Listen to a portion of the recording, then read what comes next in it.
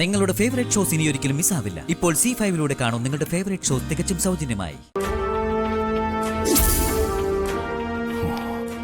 Shah Rukh Khan boss, അലർച്ചയോ ഒച്ചയൊന്നും വേണ്ട. ഞാനൊരു നല്ല കാര്യത്തിൽ ഇറങ്ങുക. നല്ല കാര്യത്തിൽ ഇറങ്ങുമ്പോ ഒരു കുരുതി നല്ലതാ.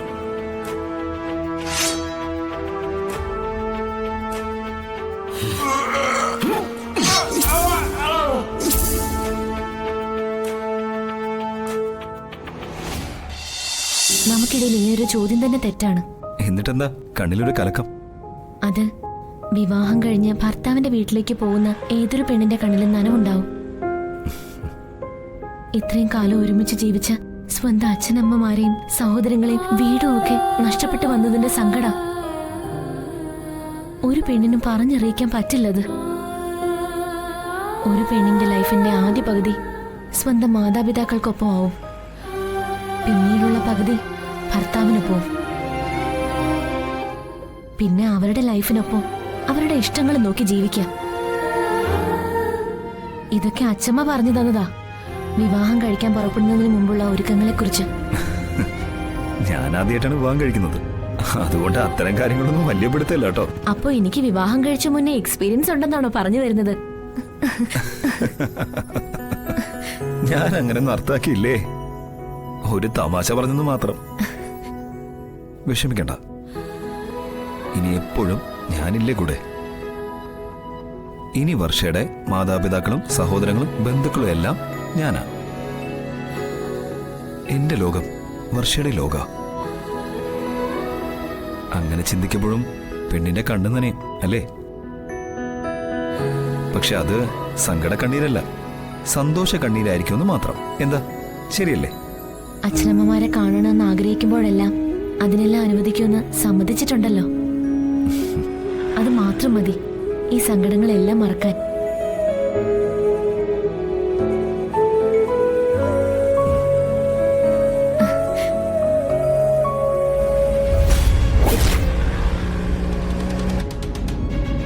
ആ പോട്ടെ, എടാ വണ്ടി പെട്ടെന്ന് സ്പീഡ് പോട്ട്.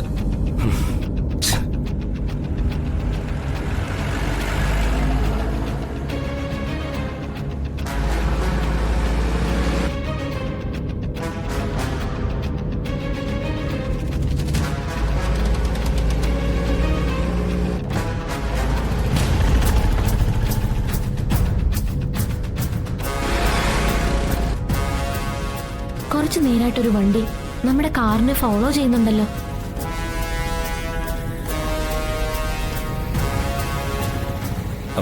റോഡല്ലേ, പല വാഹനങ്ങളും പിന്നാലെ ഉണ്ടാവും.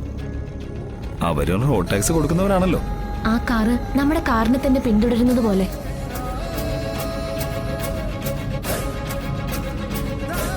നമ്മുടെ കല്യാണ മണ്ഡപത്തിൽ നിന്ന് യാത്ര പറഞ്ഞിറങ്ങിയപ്പോ മുതൽ ഈ കാറ് നമ്മുടെ പിറകെയുണ്ട്.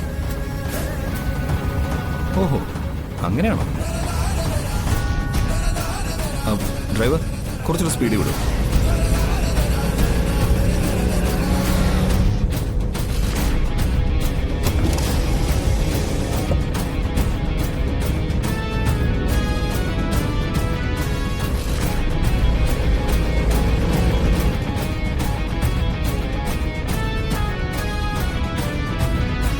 പോട്ട് പോട്ട് സ്പീഡിൽ പോ.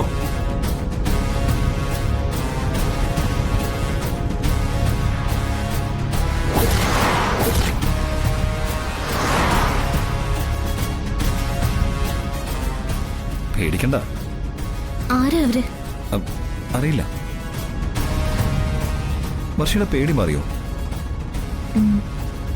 കോളേജിൽ നിന്ന് ധീരതയ്ക്കുള്ള അവാർഡ് വാങ്ങിയ ആളാണ് വർഷ, അത് മറക്കരുത്.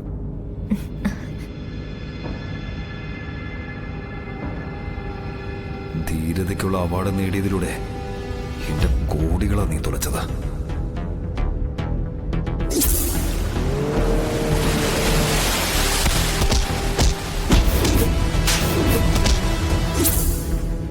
എന്റെ പുതിയ 2 കമ്പനികളാ നീ കാരണം അടയ്ക്കേണ്ടി വന്നത്. നിന്നെ വച്ച് പലിശ സഹിതം ഞാൻ തിരികെ പിടിക്കും. എന്റെ ജീവിതം ഓടിയെത്തുന്നത് നരകത്തിലേക്കാ. ഒരിക്കലും രക്ഷപ്പെടാനാകാത്ത നരകത്തിലേക്ക്. എന്താ ആലോചിക്കുന്നേ? ഏയ് ഒന്നുമില്ല. ഇനിയുള്ള വർഷയുടെ ലൈഫ് എങ്ങനെയാണെന്ന് ചിന്തിച്ചതാ. ഞാൻ ഹാപ്പിയാ. ഞാനും.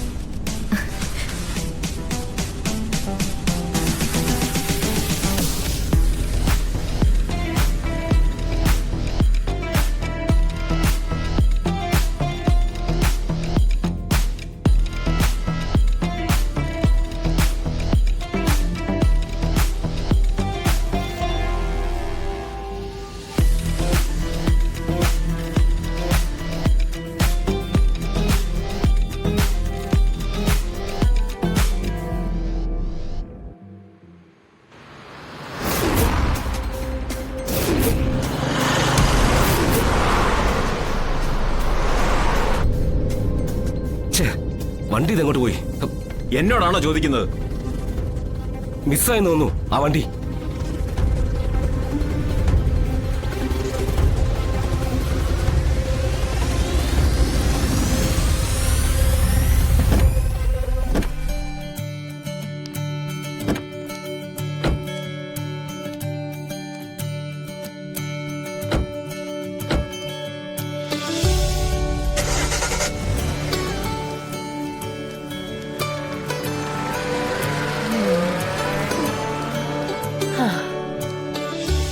ക്ഷീണം മാറാനൊരു അല്പനേരം വിശ്രമം.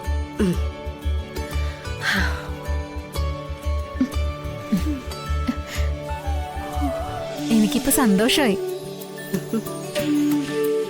വർഷയുടെ കല്യാണത്തിനെങ്കിലും എന്റെ അമ്മയെ മുൻകൂട്ടി ക്ഷണിച്ചല്ലോ. കല്യാണത്തിന് വന്ന അമ്മയ്ക്ക് അർഹമായ സ്ഥാനവും കിട്ടി.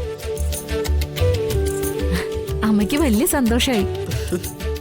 വർഷയെപ്പോലെ മഹാഭാഗ്യം ചെയ്തൊരു പെണ്ണിന്റെ വീട്ടില് അവളുടെ നാത്തൂനായിട്ട് വരാൻ സാധിച്ചത് മുൻജന്മ സുഹൃതം കൊണ്ടാണെന്നാ അമ്മയുടെ അഭിപ്രായം.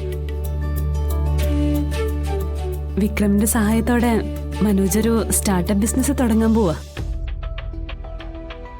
ബിസിനസ് തുടങ്ങിക്കഴിഞ്ഞാ പിന്നെ പണമായി, പദവിയായി, സ്ഥാനമാനങ്ങളുമായി.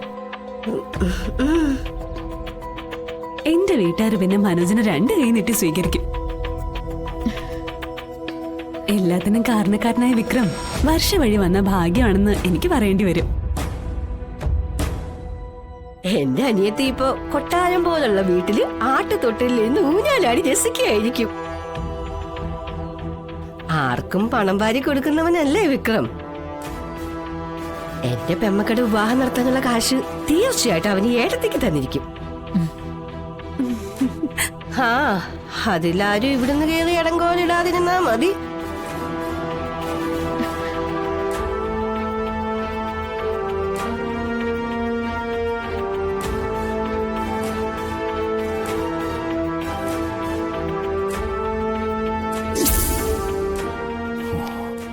ഷർഖാൻ ബോസ്,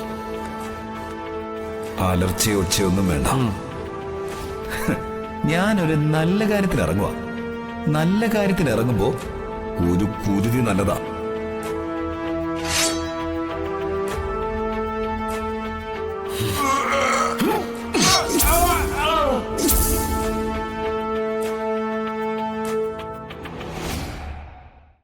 ഡൗൺലോഡ് ചെയ്യൂ C5 ആപ്പ്. കാണൂ എല്ലാ എപ്പിസോഡുകളും സൗജന്യമായി.